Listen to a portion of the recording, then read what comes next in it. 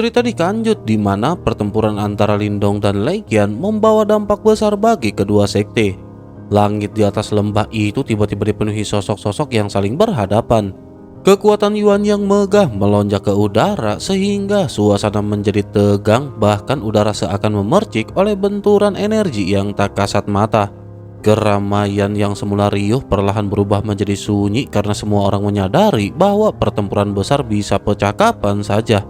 Berbagai faksi menatap ke atas dengan waspada dan khawatir akan terseret jika kedua kekuatan besar benar-benar bertarung.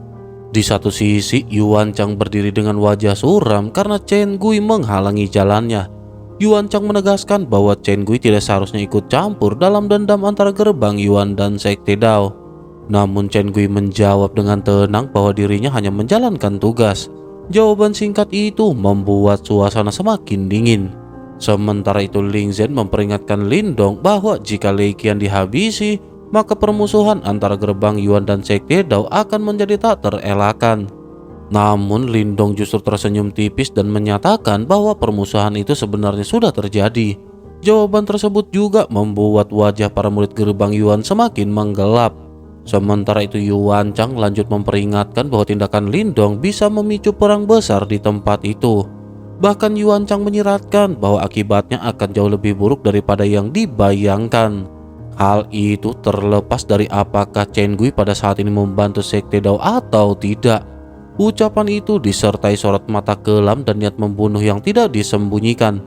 Mendengar ancaman tersebut, hati Lindong sempat terusik oleh kegelisahan yang sulit dijelaskan. Sementara itu Chen Gui justru menanggapi dengan tawa ringan dan menyatakan bahwa dirinya ingin melihat sejauh mana ancaman itu benar adanya. Pada akhirnya ketegangan di antara mereka pun benar-benar memuncak. Kekuatan Yuan dari kedua belah pihak menyebar seperti gelombang dan para murid Sekte Dao seperti Ying Xiaoxiao dan Wang Yan segera bersiap menghadapi kemungkinan terburuk. Namun sebelum bentrokan terjadi, terdengar suara gemuruh dari tengah lembah. Semua mata terarah ke sumber suara itu, lalu mereka melihat ruang di sana mulai terdistorsi. Di dalam distorsi tersebut tampak samar aula-aula kuno yang memancarkan aura purba. Kehadiran tempat itu langsung memicu seruan kegembiraan.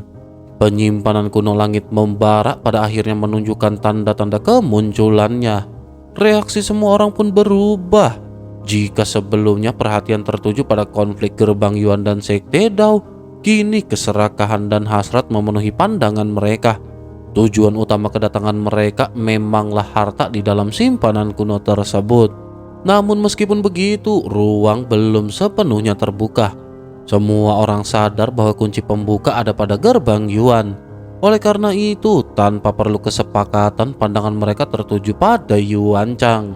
Menyadari hal itu, Yuan Chang pun seketika memanfaatkan situasi. Yuan Chang menyatakan bahwa simpanan kuno hanya bisa dibuka jika Lindong melepaskan Lei Qian. Jika Lindong tetap keras kelapa, maka simpanan itu tidak akan terbuka dan semua orang akan kecewa. Dengan demikian, maka tanggung jawab kemarahan banyak pihak akan terjatuh kepada Sekte Dao. Akibat dari ucapan itu juga jelas karena tekanan pada saat ini benar-benar beralih kepada Sekte Dao. Ying Xiaoxiao pun segera memahami kelicikan taktik tersebut. Sekte Dao pada saat ini terancam berdiri melawan seluruh faksi yang ada.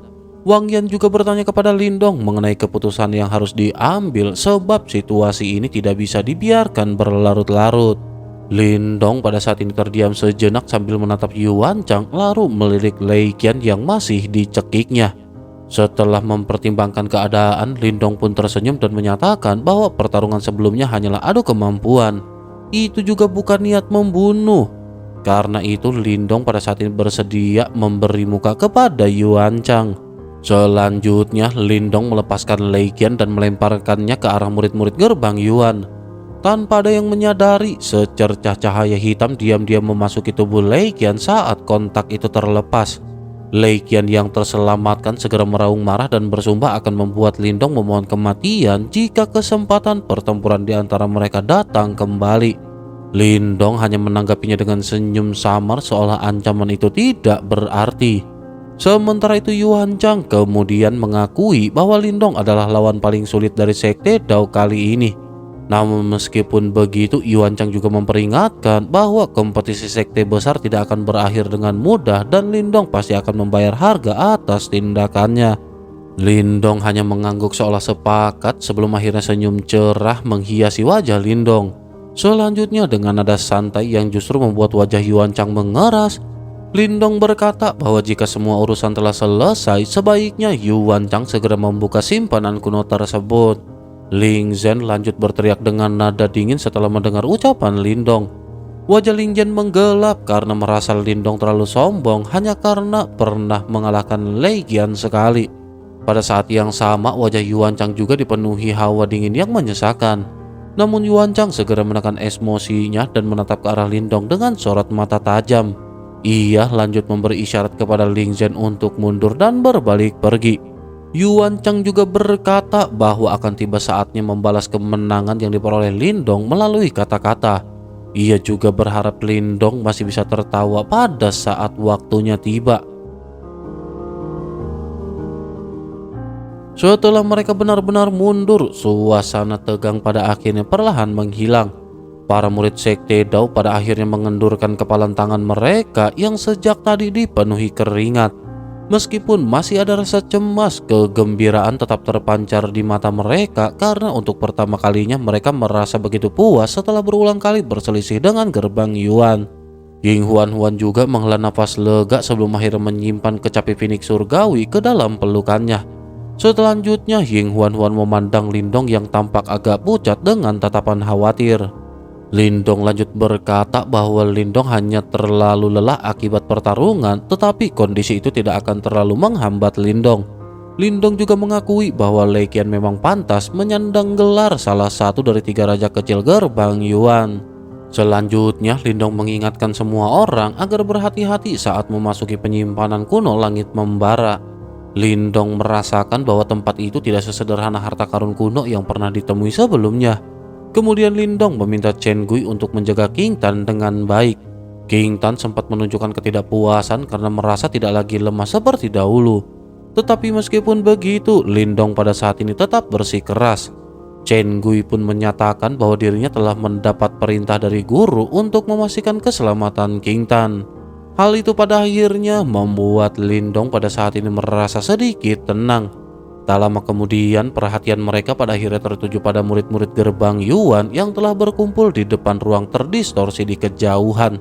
Yuan Chang maju ke depan lalu mengeluarkan cahaya merah menyala yang di dalamnya tampak api berkobar. Yuan Chang melemparkan api itu ke arah ruang terdistorsi dan ketika api itu menyentuh ruang tersebut, cahaya merah segera menyebar serta merobek ruang yang ada. Setelah ruang itu terbelah, dunia berwarna merah terang muncul dengan aura kuno yang seolah membawa semua orang kembali ke masa purba. Bersama dengan hal itu, suhu di sekitar juga berubah menjadi sangat panas. Karena penyimpanan kuno langit membara terkenal sebagai salah satu tempat dari harta kuno di kota iblis unik. Karena tempat itu menyimpan banyak seni bela diri kuno, harta alam, dan bahkan harta Yuan murni, keserakahan segera memenuhi hati banyak orang. Oleh sebab itu, begitu celah terbuka, sejumlah sosok langsung bergegas masuk tanpa berpikir panjang. Namun segera setelah memasuki dunia merah itu, tubuh mereka tiba-tiba terbakar secara aneh. Teriakan menyedihkan pun terdengar sebelum mereka berubah menjadi bola api yang akhirnya menjadi abu. Kejadian itu membuat semua orang terjekut dan ketakutan sehingga keserakahan yang sebelumnya meluap langsung mereda. Melihat hal itu, murid gerbang Yuan mundur dan hanya menyisakan beberapa orang dengan aura kuat yang telah mencapai tingkat 8 nirwana. Akhirnya di bawah kepemimpinan Yuan Chang, sosok-sosok itu segera memasuki area tersebut.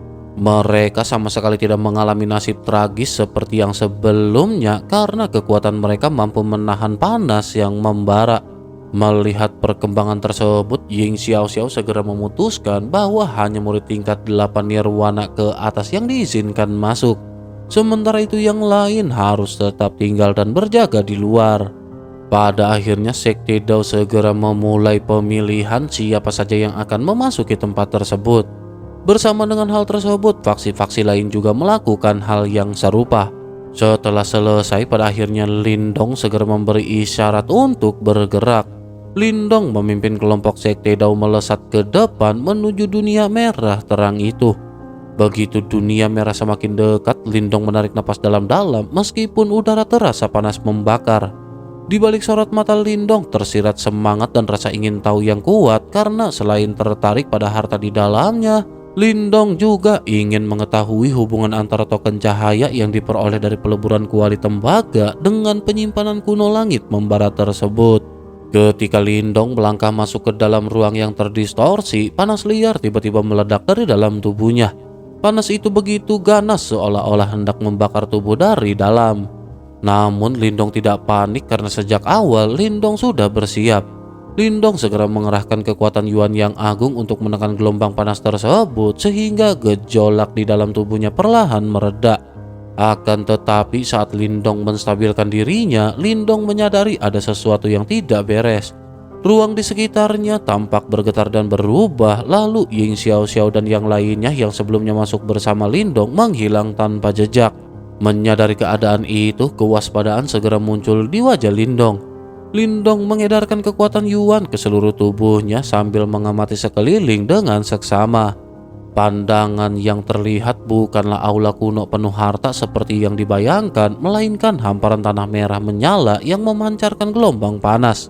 Lindong perlahan mendarat di atas tanah itu dan begitu kakinya menyentuh permukaan merah tersebut, energi panas yang liar langsung menyerbu masuk ke tubuhnya hingga menimbulkan rasa kesal di dalam hati. Namun karena memiliki kekuatan pelahap, Lindong segera melahap energi panas itu dan menenangkannya. Lindong pun mulai berjalan menyusuri tanah merah tersebut. Di sepanjang jalan, Lindong melihat banyak parit besar dan kecil serta senjata-senjata rusak yang terkubur di pasir merah. Pemandangan itu menunjukkan bahwa pernah terjadi perang besar di tempat ini. Sesaat kemudian, suara langkah kaki samar tiba-tiba terdengar. Lindong mengangkat kelopak dan melihat sosok kecil mendekat dari kejauhan. Begitu sosok itu semakin jelas, Lindong terjekut karena sosok yang muncul ini adalah King Tan. King Tan berlari mendekat dengan wajah penuh kegembiraan dan memanggil Lindong dengan sebutan kakak. Namun tepat ketika King Tan mendekat, kilatan cahaya dingin muncul di tangannya dan belati langsung mengarah ke tembolok Lindong. Reaksi Lindong sangat cepat. Tanpa ragu, Lindong menghantam tubuh King Tan dengan telapak tangan yang dipenuhi kekuatan Yuan. Tubuh itu pun terpental dan hancur menjadi kabut merah menyala saat menyentuh tanah. Selanjutnya, kabut merah itu tampak berusaha melarikan diri ke kedalaman tanah, tetapi reaksi Lindong lebih cepat. Dengan kekuatan pelahap, Lindong menjebak kabut tersebut dalam sebuah jaring energi. Setelah beberapa kali menabrak jaring dan melemah, kabut itu pada akhirnya benar-benar dihancurkan oleh Lindong. Dari situ Lindong menyimpulkan bahwa tempat ini mampu menciptakan ilusi berdasarkan ingatan dan perasaan. Setelah itu, satu persatu sosok yang dikenali Lindong terus bermunculan seperti Ying Huan, Ying Xiaoxiao, Wang Yan, dan yang lainnya. Setiap kali muncul, mereka langsung menyerang Lindong tanpa ragu. Meskipun tidak mampu melukainya, serangan tanpa henti itu membuat amarah di hati Lindong perlahan meningkat. Lindong menyadari bahwa tempat ini mencoba menggoyahkan mental Lindong dengan menciptakan orang-orang terdekatnya sebagai musuh. Lindong juga pada akhirnya terus menghancurkan setiap tiruan yang muncul. Siklus ini juga tidak pernah berhenti. Lindong juga kembali memusnahkan sosok-sosok lain dan ruang di hadapannya kembali bergetar sebelum akhirnya sosok baru muncul. Kali ini yang terlihat di hadapan Lindong adalah Ling Qingzu. Tanpa memberi kesempatan, Lindong langsung menyerang terlebih dahulu karena mengira sosok itu hanyalah tiruan lain. Namun berbeda dari sebelumnya, Ling Qingzu mampu menghindari serangan itu dengan gerakan yang anggun dan misterius. Melihat hal itu, Lindong sedikit terjekut dan menduga bahwa tiruan kali ini menjadi lebih cerdas. Lindong pun kembali menyerang dengan telapak tangan penuh kekuatan. Akan tetapi Ling Qingzu membalas dengan kekuatan Yuan yang sama kuatnya. Benturan itu menghasilkan gelombang dahsyat yang bahkan membelah tanah. Lindong terdorong mundur beberapa langkah dan terjekut karena kekuatan sosok itu sangat nyata. Sementara itu di sisi lain, Ling Qingzu menatap ke arah Lindong dengan alis berkerut dan dengan nada dingin ia menanyakan alasan Lindong menyerangnya. Mendengar suara itu, Lindong semakin terjekut karena sosok tersebut dapat berbicara dengan kesadaran penuh. Saat itulah Lindong menyadari kemungkinan yang membuat wajahnya berubah. Lindong menanyakan apakah yang berdiri di hadapannya adalah Ling Qingzu yang asli. Ling Qingzu pun mengangguk perlahan sebagai jawaban. Setelah melihat anggukan itu, rasa malu pada akhirnya langsung muncul di wajah Lindong. Lindong pada akhirnya segera menjelaskan kejadian yang dialaminya sebelumnya kepada Ling Qingzu. Lindong mengakui bahwa Lindong sempat terjebak dalam bayangan palsu sebelumnya. Namun Ling Qingzu hanya melirik Lindong dengan tenang dan tidak mempermasalahkannya. Sikap itu justru membuat Lindong bingung sebab Lindong mengira Ling Qingzu juga mengalami hal yang sama. Ketika Lindong menanyakan hal tersebut, Ling Qingzu menyatakan bahwa Lindong terlalu berlebihan dalam menanggapi situasi itu. Ucapan itu membuat Lindong tertegun karena Lindong tidak langsung memahami maksud Ling Qingzu. Melihat kebingungan di wajah Lindong, Ling Qingzu pun pada akhirnya mulai memberikan penjelasan. Ia berkata bahwa dalam penyimpanan kuno pembakaran langit terdapat sebuah formasi yang menjebak mereka semua. Meskipun Ling Qingzu tidak mengetahui secara pasti jenis formasi tersebut, Ling Qingzu menyadari bahwa banyak hal di tempat itu bukan sepenuhnya ciptaan formasi. Tampaknya hal ini berasal dari hati orang yang terperangkap di dalamnya dan ilusi serta kenyataan bercampur menjadi satu sehingga sulit dibedakan. Penjelasan itu membuat Lindong pada akhirnya mulai mengerti. Lindong menyadari bahwa ilusi-ilusi tadi muncul karena pikirannya sendiri yang tak terkendali. Ling Qingzu juga menegaskan bahwa selama hati tetap tenang dan pikiran fokus, ilusi akan hancur dengan sendirinya tanpa perlu diserang. Sebaliknya, jika pikiran goyah, formasi akan memanfaatkan celah tersebut. Lindong pun terdiam lalu mengingat bahwa ilusi pertama muncul ketika Lindong mengkhawatirkan King Tan dan yang lainnya. Dari situ Lindong menyadari bahwa gangguan itu memang berakar dari dalam dirinya sendiri. Tetapi meskipun begitu, Lindong tetap mengakui bahwa formasi tersebut sangat aneh karena mampu mempengaruhi pikiran tanpa disadari. Sementara itu, Ling Qingzu lanjut menjelaskan lebih lanjut bahwa ilusi hanyalah lapisan luar. Ada energi panas misterius yang menyerap ke dalam ranah itu, dan jika energi tersebut memasuki tubuh seseorang, maka pikiran orang itu akan terguncang hingga kehilangan kendali. Akan tetapi Lindong tidak terpengaruh karena adanya simbol leluhur pelahap di dalam tubuhnya. Simbol itu secara alami menelan energi tersebut sebelum sempat menimbulkan dampak. Setelah memahami bahaya yang tersembunyi, Lindong juga mulai memikirkan cara keluar. Meskipun ruang di tempat itu terdistorsi dan kenyataan sulit dibedakan dari ilusi, Lindong menyadari bahwa setiap formasi memiliki pusat. Jika pusat itu ditemukan, maka formasi pada akhirnya akan dapat dihancurkan.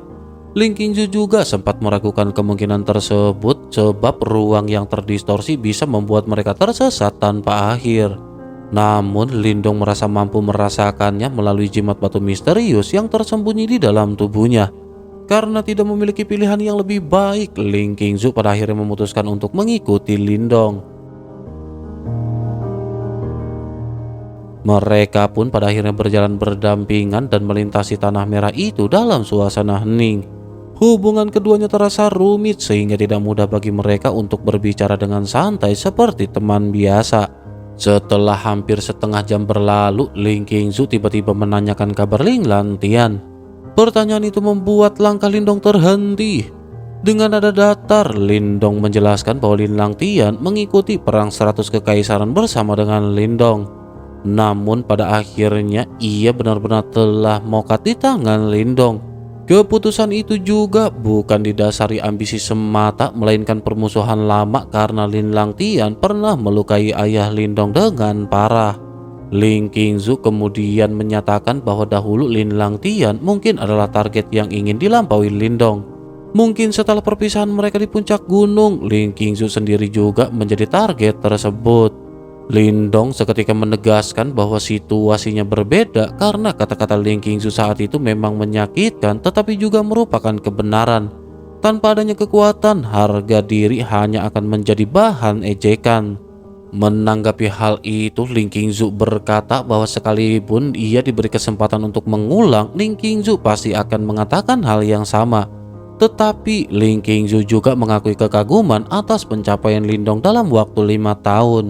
Pengakuan itu membuat Lindong bergetar sebab tidak mudah mendapatkan pengakuan dari seorang seperti Ling Qingzu. Namun bersama dengan hal tersebut, percakapan itu segera berakhir ketika Lindong merasakan riak ruang yang semakin kuat di depan. Lindong berkata bahwa mereka telah mendekati pusat formasi.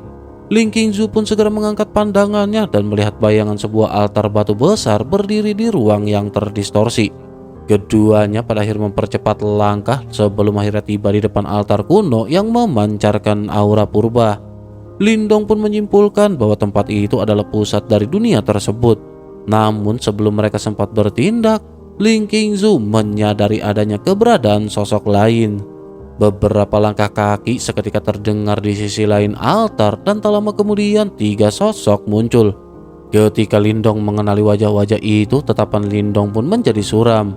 3 sosok tersebut adalah 3 raja kecil dari gerbang Yuan.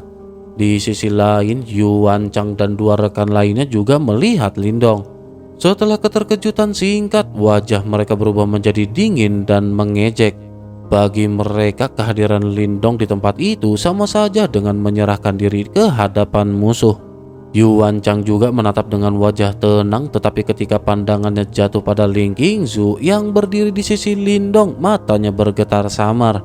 Selanjutnya, tatapannya kembali menggelap dan dalam ketika tertuju lurus pada Lindong. Sementara itu, Lei Qian memandang dengan kebencian yang tidak dapat disembunyikan. Lei Qian pun berkata bahwa tampaknya bahkan langit tidak memberi Lindong kemudahan karena belum lama berpisah, Lindong justru datang sendiri ke hadapan mereka. Melihat sikap ketiganya, wajah Lindong pun sedikit berubah. Lindong tidak menyangka akan bertemu mereka di tempat ini. Karena itu, Lindong segera memahami bahwa situasi ini sangat tidak menguntungkan, apalagi jika 3 raja kecil gerbang Yuan bergabung menyerang. Namun meskipun begitu, Yuan Chang pada saat ini tidak langsung bergerak.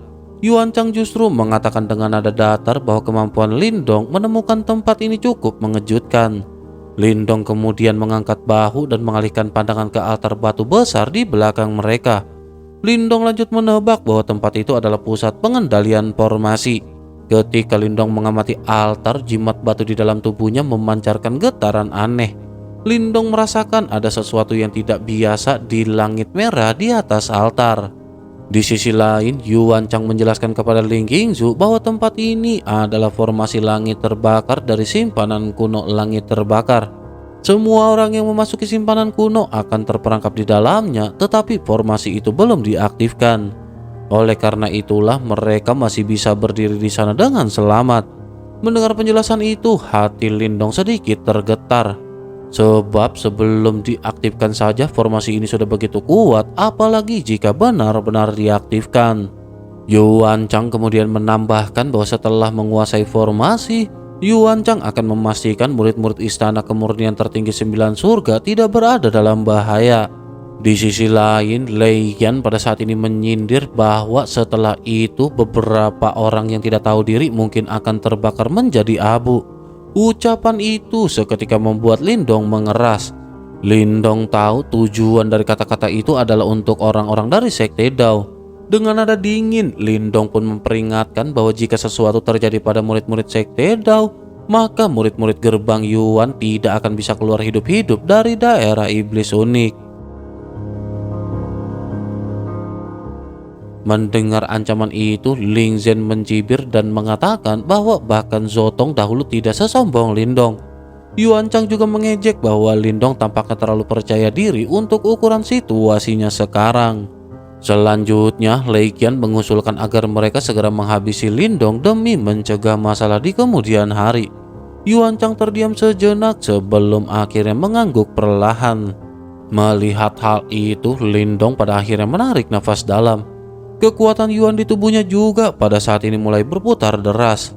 Menghadapi 1 orang saja sudah sulit, apalagi 3 sekaligus. Namun meskipun begitu, Lindong tetap mengeluarkan mayat iblis sebagai kartu truf dan bersiap bertarung habis-habisan. Namun sebelum pertempuran pecah, aroma lembut berhembus dari belakang Lindong. Ling Qingzu tiba-tiba melangkah maju dan berdiri tepat di depan Lindong. Tindakan itu membuat Yuan Chang seketika terjekut. Yuan Chang bertanya dengan nada berat apa maksud sikap Ling Qingzu.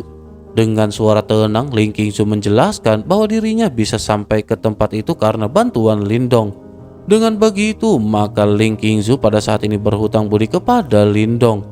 Oleh karena itu, jika Yuan Chang ingin menyerang Lindong, maka Ling Qingzu tidak akan tinggal diam. Keputusan itu benar-benar membuat suasana seketika berubah. Lindong sendiri tertegun karena tidak menyangka Ling Qingzu akan melindunginya. Sementara itu, wajah Yuan Chang perlahan menggelap, kemarahan tersirat di matanya sebab Ling Qingzu yang selama ini dianggapnya sebagai calon pasangan justru berdiri membela orang lain. Sementara itu, Lindong pada saat ini segera melangkah maju melewati Ling Qingzu. Ling Qingzu mengingatkan bahwa bertahan hidup lebih penting daripada harga diri sesaat. Namun Lindong berhenti sejenak lalu berbalik dan tersenyum. Lindong berkata bahwa Lindong hanya akan membiarkan seorang wanita menyelamatkannya satu kali dalam hidupnya. Selain itu, Lindong bukan lagi pemuda yang lemah seperti 5 tahun lalu. Jika mereka ingin menghabisi Lindong, maka harga yang harus dibayar akan sangat mahal. Kata-kata itu seketika membuat Ling Qingzu terdiam. Ling Qingzu teringat masa lalu ketika Lindong menahan penghinaan demi bertahan. Kini pemuda itu tampaknya benar-benar telah berubah. Keteguhan dan kepahitan dari tahun-tahun pelatihan terpancar dari ucapan Lindong. Karena itu Ling Qingzu akhirnya tidak berkata apa-apa dan mundur perlahan. Yuan Chang pun meledek dan bertanya apakah Lindong sudah gila hingga berani berbicara tentang harga yang tak terjangkau. Lindong pada saat ini hanya tersenyum tipis dan di balik lengan bajunya, 2 manik batu abu-abu muncul di antara jarinya dan memancarkan getaran samar yang mengerikan. Dengan senyum cerah dan menyimpan sedikit kegilaan, Lindong menatap ketiganya dan menantang mereka untuk mencobanya sendiri.